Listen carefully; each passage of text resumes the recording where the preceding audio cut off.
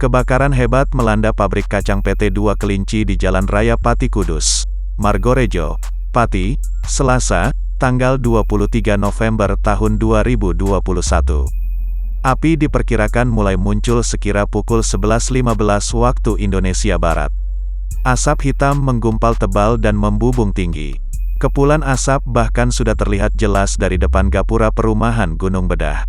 Pantauan dari dalam area pabrik, si jago merah menyala besar bahkan sampai membuat sebagian material bangunan roboh. Para karyawan berlarian keluar pabrik.